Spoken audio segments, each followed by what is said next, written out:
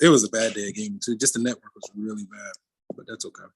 It comes with the territory. You just get frustrated, you get mad for a little bit, and you let it go and keep moving. You know, there's no need crying over spilled milk. You know, worrying about things that are out of your control. Cool, I got my notification. I'm going to assume that looks good. Let me share my screen and we can get the party started.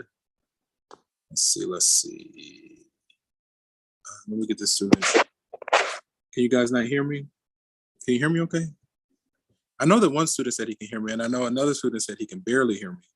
But I'm also haven't really been projecting like that just yet. But if you can't hear me, okay, just let me know if things are weird. Let me see, share my screen. Oh, let's try this again. Share the screen, start the broadcast. Let me check this. Cool.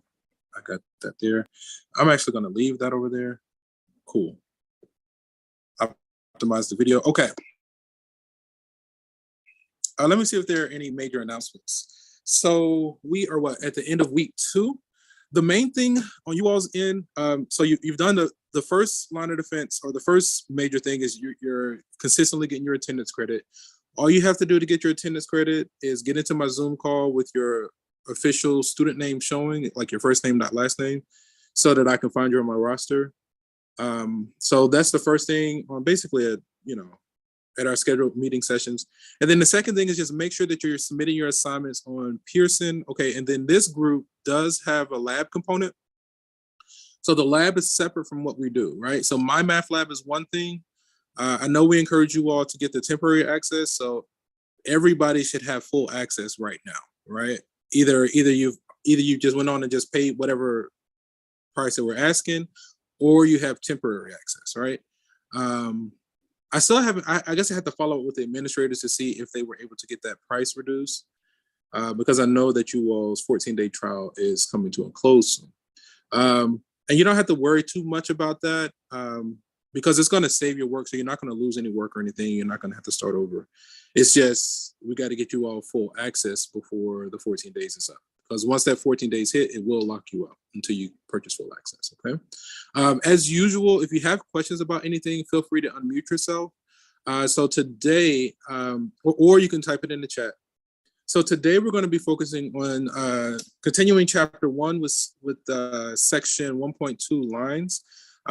We'll go through as many of these objectives together as we can.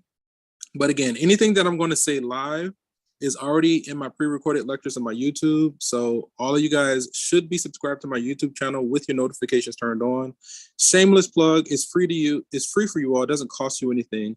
And again, that's how I communicate with my students universally, right?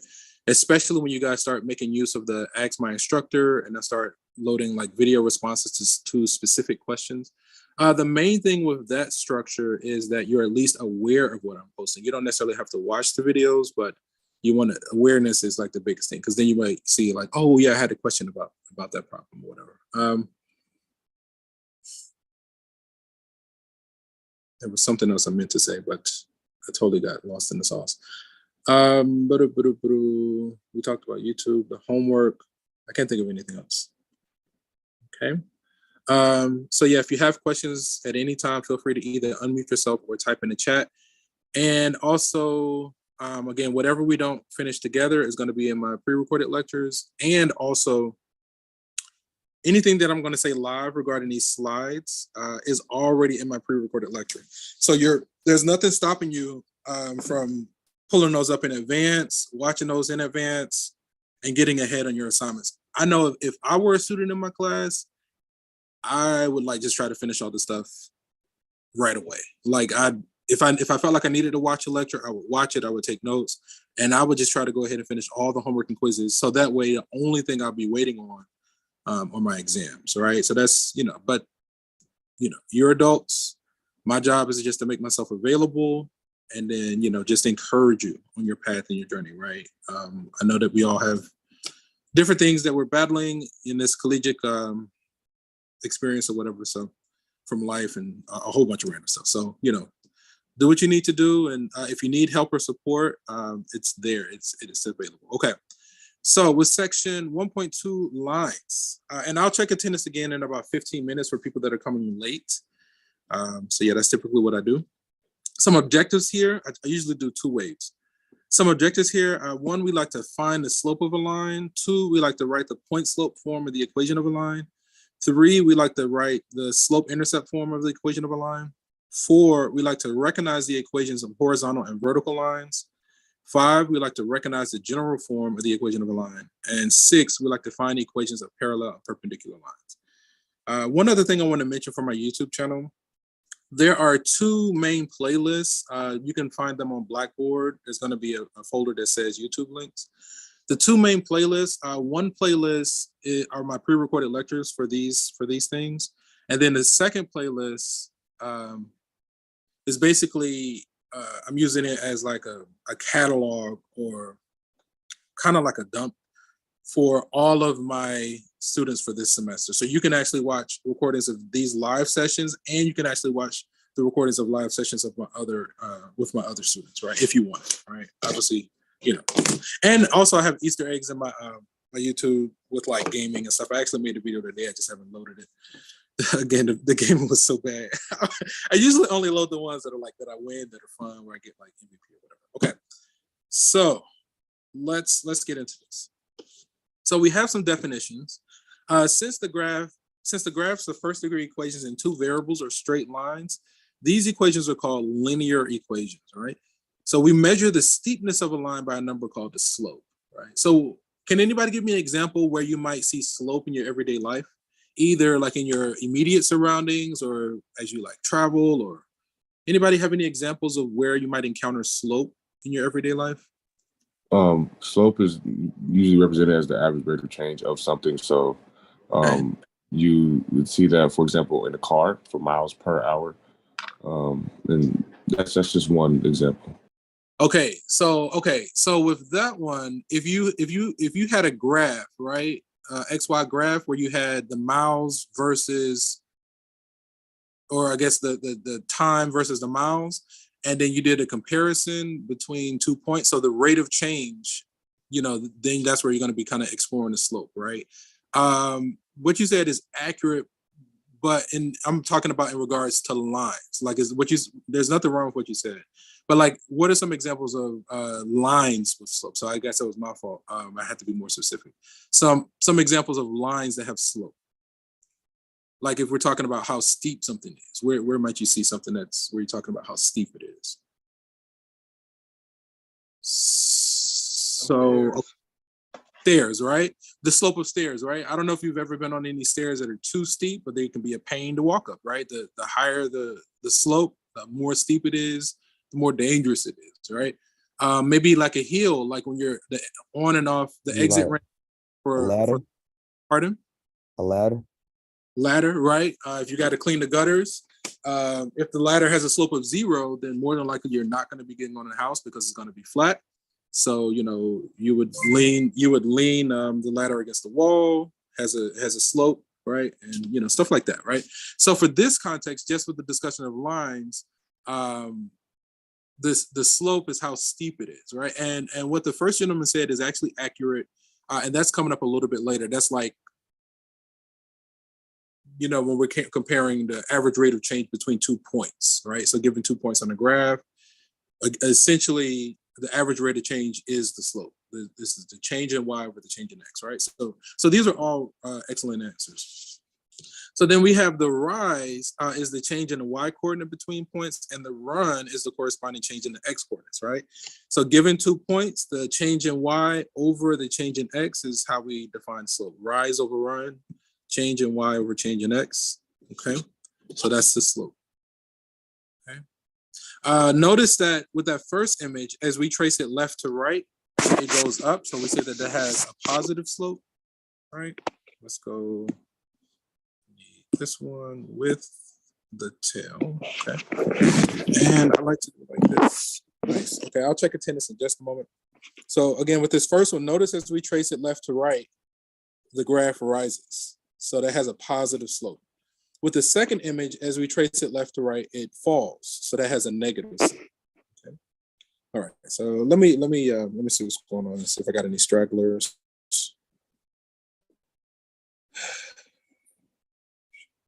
James.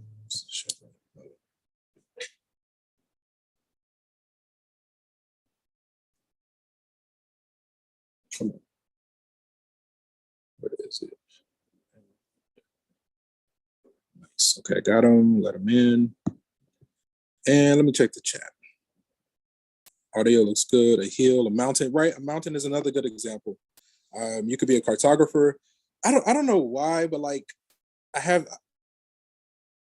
like this summer, I keep finding myself watching like Jumanji with Dwayne The Rock Johnson and Kevin Hart and Jack Black, and I don't know the female's name.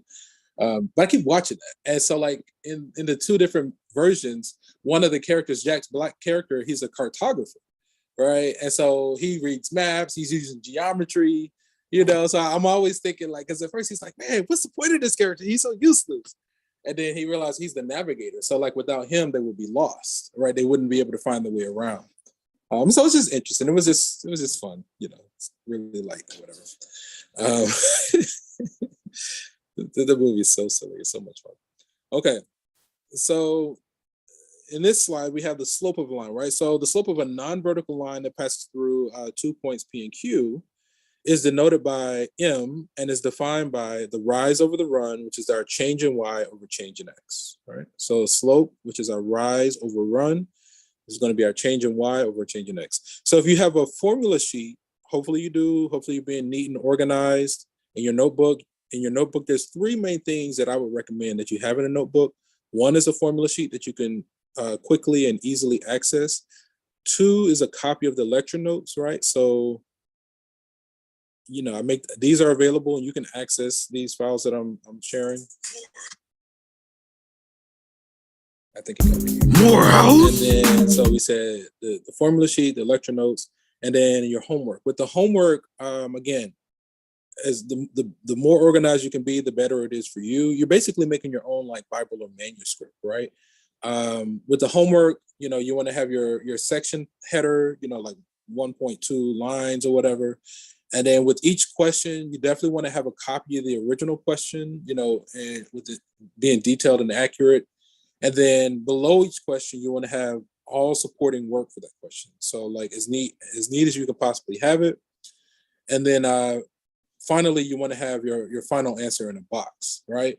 And so the more you do this, when you start getting on exams and things of that nature or wherever,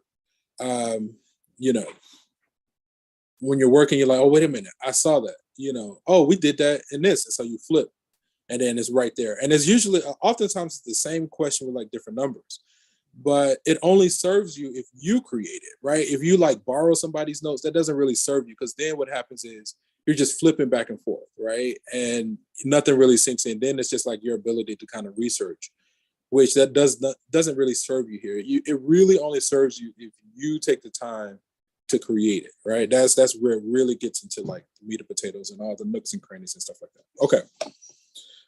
So, that's enough being on that soapbox. So the slope of a vertical line is undefined, right?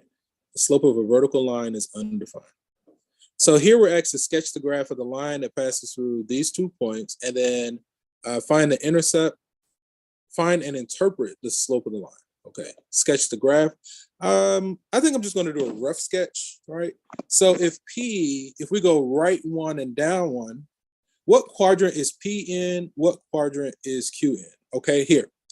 Let's do the following. Okay, let's go here. I'm going to go to Zoom. Right there. Can I join? I want to join. Right. That's not the right one. Yeah, that's it. Join. Let me let myself in. Wait a minute. Stay as a participant.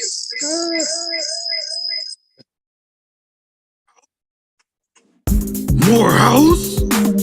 Got it. Sorry. Hold on. Disconnect audio. Okay. Reactions, or if I go, where are the people chat? Can't see that here. I don't really want to claim the host. Let me claim host. Maybe I'll see what I'm looking for. Hopefully this works. Okay. So let's do the following. just something quick and light. If I go to my reactions, so in Zoom, in the reactions, right? So let's do the following. For quadrant 1, right? Let's do this right here. I'll do this color. So if you're gonna, oh no, if your answer is quadrant 1, let's do the clappy hands, right? So something like this. Just a rough sketch. I don't know. Right? Clap, clap, clap, clap, clap, clap. Right. So if you're saying quadrant 1, we're going to do clappy hands. For quadrant 2, we're going to do the thumbs up. Right? So something like this. So for quadrant 2, we're going to say thumbs up. For quadrant 3, we're going to say the heart. Right? If that's your response. And for quadrant 4, we're going to say the laughing emoji. All right. So he's like this with tears and his head. All right. So something like that. Okay. And let me shrink this down. Okay. So for the next couple of examples, right? So, quadrant 1, quadrant 2, quadrant 3, quadrant 4. Which quadrant is quadrant P in? If you're saying quadrant 1, you would do the clappy hands. For quadrant 2, the thumbs up. Quadrant 3, you would say the heart emoji. And quadrant 4, we would do the laughing emojis. So, could you guys do the what are those things? Okay, I see two people at least are saying quadrant 4. 5. Okay, I got a good amount of people. You guys are saying quadrant 4. Let's see. So P, if P is 1, -1, that means we go right 1 and down 1. I can get down with quadrant 4, right? So it looks like P is in quadrant 4. What quadrant is Q in? Wait a second. Let me get the student. I think I can still do it here. That would be nice. Should be present. Yes. Yes. Nice. Okay, I can let him in right here. Let him in. And I think this will work here. Okay, I'm seeing somebody, at least one person is saying quadrant 1, right? I see at least 1 for quadrant 1, right? It's looking good, okay? I can get down with quadrant 1. So it looks like P is in quadrant 4, Q is in quadrant 1. I think this looks good. So I'm going to focus on the right half of the quadrant of the coordinate plane, right? So what I'm going to do, like for instance, this will be my positive Y. And I'll do my positive X kind of like this. Okay. And we'll kind of keep that thing over to the side to use it for other things as well. Again, positive X is in this direction. Again, I'm just doing a rough sketch. So P is right 1, down 1. So if I let this be my 1, 2, 3, 4, I'm trying to be somewhat precise as far as my spacing. Because if I'm too skewed, then it just goes haywire. So if I go right 1, down 1, my P would be here. And I'm going to label this as 1, -1. All right, that is indeed quadrant 1. Quadrant 4. Q, if we go right 3 and up 3, we are going to be about here. So here's our Q at 3, 3. Okay. So then we want to connect these with a straight edge. All right. Okay. So, I know this stuff is light or whatever, but what this serves as, we use this in everything. If you think about how we're communicating, we're on Zoom, we're on computers, tablets, cell phones, right? If you play any kind of video games, the coding, the geometry, with the agriculture and the food we eat and the farming, planning, spacing in the farmland, it all uses this kind of stuff. But this is just the beginning, right? And it just goes and goes and goes. And we use this stuff and it's natural for us. We just don't sit down and ever talk about how are we building this stuff? How are we, writing this code? How are we, drawing up these schematics for these buildings and these vehicles? This is the beginning of those dialogues, right? Okay, so this is a sketch of the graph, right? Notice that as we trace this graph left to right, it goes up, right? So it has a positive slope. Okay, so then the other thing that one of my mentors would say is that every time we use a formula, he would encourage us to write the formula down, right? So for the sake of time, I'm just going to go ahead and show it. We're going to use the slope formula. So the slope formula is the rise over the run, which is the change in Y over change in X. So we're going to say y2 minus y1 over x2 minus x1. Again, this is our slope. Also, what I like to do is whenever I have my ordered pairs, I like to just label them automatically. So I'll go like x1, y1, x2, y2. Okay. So we have our points labeled. So then it should be fairly simple to just do the substitutions. The next recommendation is whenever we're substituting numbers in, first replace each component with a blank set of parentheses, right? So we're going to say y2 minus y1 over x2 minus x1. Again, I just replaced each component with a blank set of parentheses. Now we're ready to plug in our result. So y2 is 3. Y1 is -1, right? Now, hopefully you can see why we're using parentheses because of the negative there. X2 is 3 and X1 is 1, right? So without the parentheses, it's easy to lose track of those negatives, and our chances of making a mistake when it comes to the sign are drastically increased without the parentheses, right? Okay. So we see we have a double negative, so that's going to become positive, okay? So then if we keep going, 3 plus 1 is 4, 3 minus 1 is 2, so then it has a slope of positive 2. So hopefully we're all aboard, and we're not all aboard. Again, if you have questions, feel free to unmute yourself to stop me and get my attention. Otherwise, I'm just going to kind of press forward. I am going to borrow this because I can use this for other examples. So let me copy and let's keep moving. All right, so we got, so this having a slope of positive 2 means that every time we take one step in the positive x direction, y increases by 2 units. So every time x increases by 1 positive unit, y increases by 2 positive units, all right? That's what's going on here. So that's what the slope is, okay.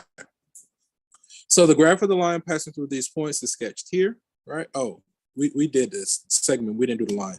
So if we want this to be a line, we just need to extend this, all right, and make it a line instead of a segment. All right, so something like this, and then we should probably put an arrow on the end of it as well. Nope.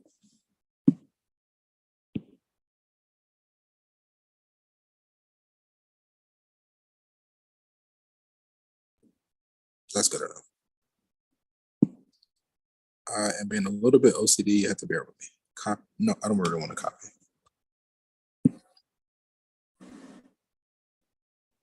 Okay, that's good enough.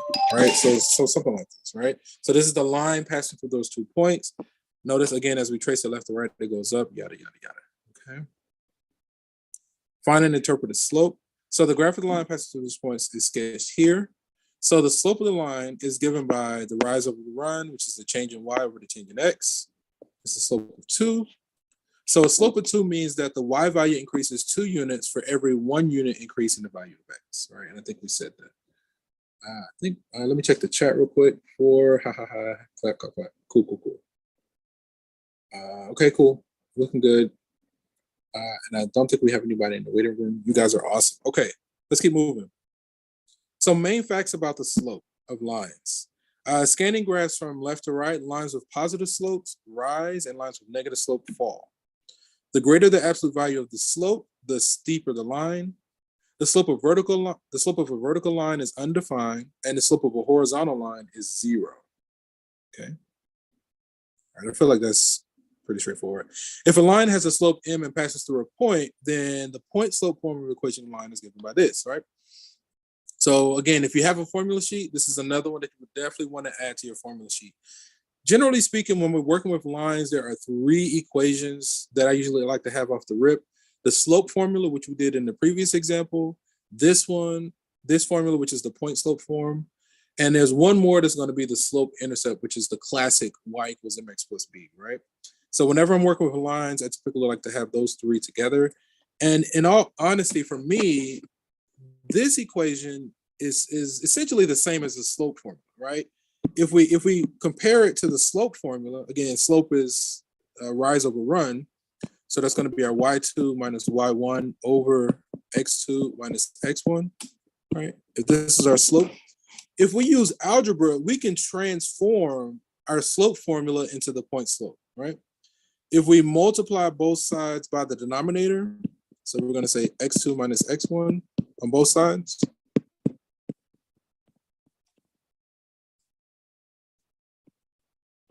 Right. On the right-hand side, something divided by itself cancels, right?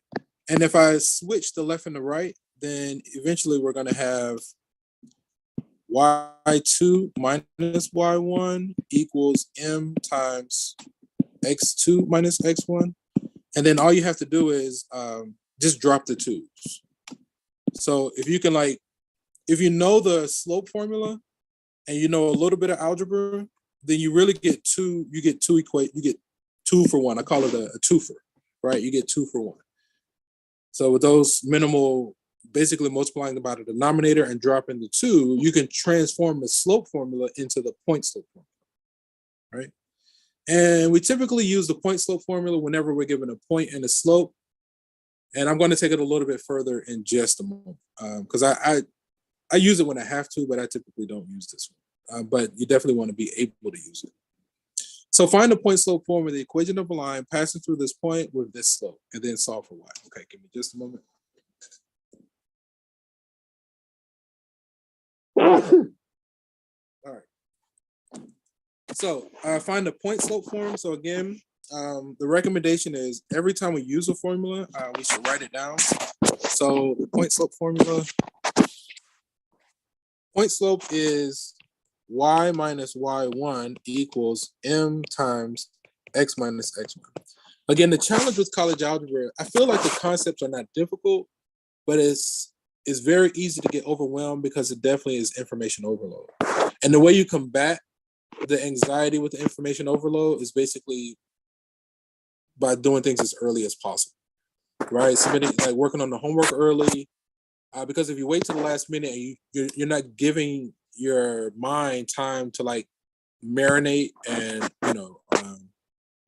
ruminate, I guess is the word I'm thinking of, over these concepts, then it won't be second nature. But if you start early and you do a lot of repetition, then it becomes second nature and you know it like the back of your hand. That's the only way, but you got to give yourself time. And so that's why I make things available as early as possible and all that kind of stuff. If you decide to wait till the last minute, then we just have to walk that path together, right? That comes with a whole set of stuff. It can mess with your money and all sorts of stuff. But I get it. Sometimes it's unavoidable, right? For whatever reason. Okay. So the point that they gave us, that's actually our x1, y1. And they gave us our slope, right? So we're going to plug those in so that we're going to have y minus our y1 is -2. Our slope is 3. X minus our x1 is 1. Okay. Notice I introduced parentheses, right? That's I know that's a challenge for students. So that just takes practice to be able to be aware of that kind of stuff. So we do have a double negative going on. So then that becomes y plus 2. So I'm gonna go ahead and address this double negative. I'm also, can anybody tell me either in the chat or audibly, what technique am I doing on the right with the 3? What is that called? Because with the D, what is that called? Distribution. Right, we're distributing the 3. We have multiplication over essentially addition. So we distribute the 3. Okay, so let's account for these changes. So then on the left, we're going to have y plus 2. On the right, we're going to have 3x minus 3, right? The point slope form, I'm going to highlight it, was this part. And then we also asked to solve for y. So one final step.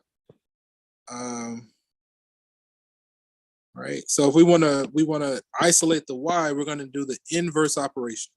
So if we want to move that 2 away from the y so that we can get the y by itself, the inverse operation of plus 2 is going to be -2. So we're going to subtract 2 on both sides, right? And then finally, a number plus its opposite, these add to 0. Keep my equal sign lined up. 3x. -3 minus 2 is -5. And this should be, when we solve for y, we get this. Notice we still have our slope of 3. In this form, This is called Morehouse slope-intercept form. Y equals mx plus b. So we're saying our y-intercept is 5 with a slope of 3. Does somebody have a question? You guys okay? Going once, going twice. Okay. Okay. So let's see what we have on the next slide. So we have our x1, y1, and our slope, right? And I think they got the same thing that we got. Y equals 3x minus 5. Okay. They did the same thing. We have just under 10 minutes. We got a good amount of slides, so we're not going to be able to get through all of this together. Again, whatever we don't finish together, I do expect you to use my pre-recorded lectures, take notes as if you're in class. You will receive a copy of all the stuff you see me writing. Is going to be available in my box link. So to access it, what you would do is go to Blackboard, and then I think it's folder number 2 that says box link. You want to use that to access these PDFs, okay? Let's see, so here we're asked to find the point slope form of the equation of the line passing through these points and then solve for y. I'm going to leave this one as an exercise just because we're out of time. We're kind of short on time, so I'm going to try to get to something that's a little bit different. So I'm going to leave this one for you as an exercise. Point slope form. Find the point slope form of the equation of a line with slope m and the y-intercept b. Okay. And then solve for y. So in this example, we're asked to find a point slope form. So we're going to say y minus y1 equals m times x minus x1, right? Now we're given that the slope is m and the y-intercept is b. So if the y-intercept is b, that's a point, right? So that ordered pair is going to be what? 0, b, right? If the y-intercept is going to be 0, b. So then we can actually plug these components in, right? Let me do one more label. So since they gave us the y-intercept, this is going to be our x1 and our y1, okay? So then if we make this up, the necessary substitutions, we're going to have y minus, our y1 is b, our slope is m, times x minus our x1 is 0, okay? So anything minus 0 is itself. And if we move the b to the other side, using the inverse operation, long story short, we should get y equals mx plus b, right? This is what's called our slope-intercept form, right? So this is our third equation that we want to have ready to go when we're working with lines. So right here, right, we get our y equals mx plus b. So again, this is called the slope-intercept form of the equation of line with a slope m and a y-intercept b. Okay. So real quick, again, just to kind of do a quick recap, whenever I'm working with lines, in some form or fashion, I like to have the following 3 formulas ready to go. First is my slope formula, right? Let's do it like this. So that's going to be the change in y over change in x. So y2 minus y1 over x2 minus x1. Again, this is our slope formula. Okay. Another one is our point slope formula. We use this whenever we're given a point and a slope, right? So that's going to be y minus y1 equals m times x minus x1. And then finally, the last one that we just introduced was the slope intercept formula, right? And that's your classic y equals mx plus b, right? So whenever we're working with lines, I like to have these guys ready to go. Now, generally speaking, I personally mostly only use the first one and the third one. I used to use the point slope, but then first I had a student bring to my attention. They were like, we could just start with the y equals mx plus b. And I kind of like shrugged it off. I didn't say they were wrong or anything. But then, I think I came across it in a textbook as well. They were like, hey, you don't have to use the point slope form. You can actually just use that a lot of times. So I saw it at least in 2 different sources. I don't know if he's supposed to be in this class. Let's see. I'm going to mark him. I'll mark them as excused since we just did it. It's okay for now. Okay. Right. So long story short, again, whenever I'm working with lines, I usually like to have these three ready to go. Okay. I want to hang out for right at about 5 more minutes. If you're just joining us, I'm letting you know right now, I went on and just mark you as excused, right? So that's, if you're just joining us, I just went on to mark you as excused. Just because it's like we're still kind of getting acclimated to everything, and don't worry about it. You at least checked in, and as long as you submit your stuff on Pearson, My Math Lab, then you're good. Let's see. So graph the line whose equation is this. Okay. So since we're kind of short on time, I'm just going to kind of talk through this one. So this equation of the line is in the form slope-intercept form, right? Which is the y equals mx plus b. In my opinion, this is the easiest form to graph a line in. This is basically saying, hey, your y-intercept is 2, and you have a slope of a positive 2/3, right?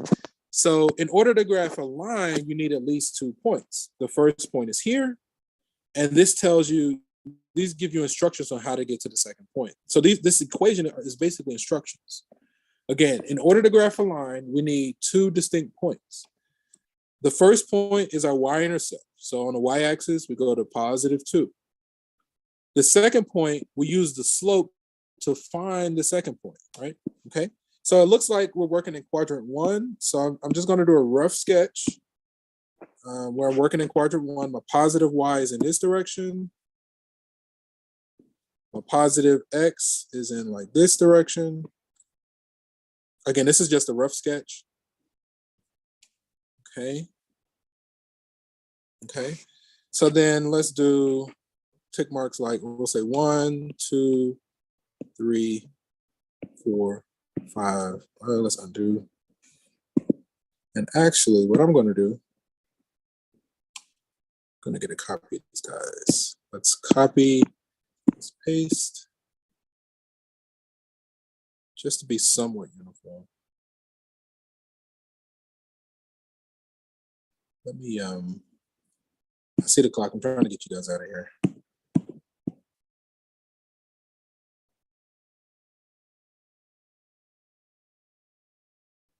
And I'm also being a little bit OCD. Okay, that's good enough. And what I'm going to do is copy, paste.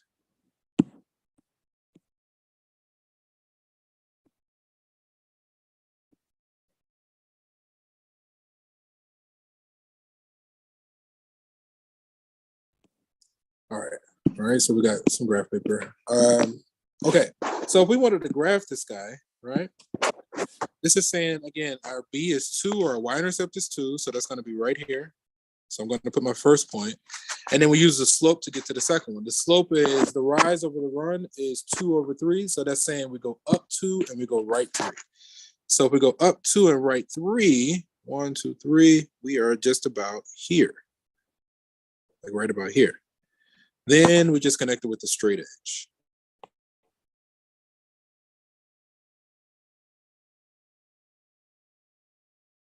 And generally, we extend the line across the whole graph.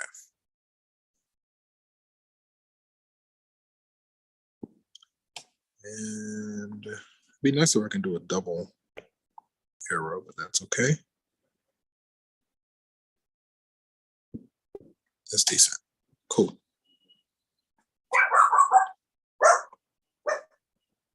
Okay, I'm getting guys out of here, right? Graph the line. See, so again, in order to graph a line, we need 2 distinct points in the form of y equals mx plus b. It gives us instructions. That's why we're talking, or we're having these sessions, so we can get to the underlying parts of this, right?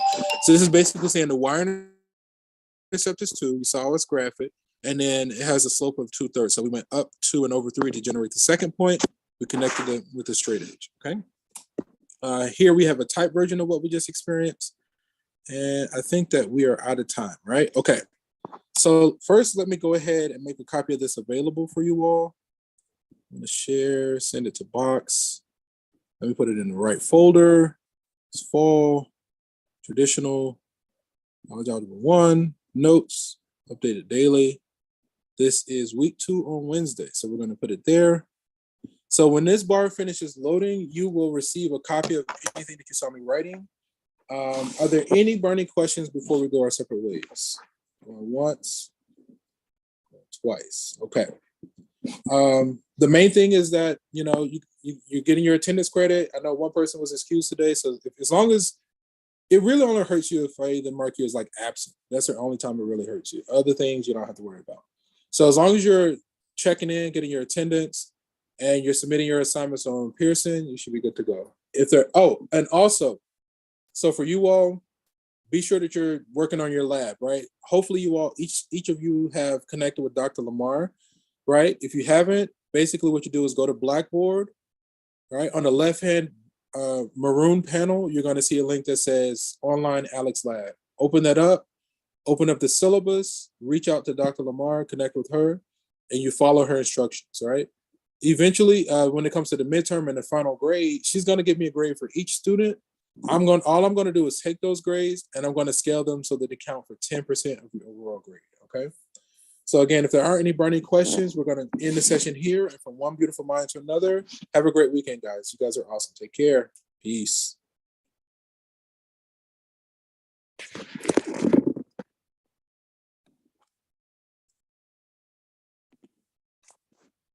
Hey, it's Professor C. Yes. I was just telling you, I sent an email earlier that I joined the wrong Zoom link. I was waiting in that room instead of this one.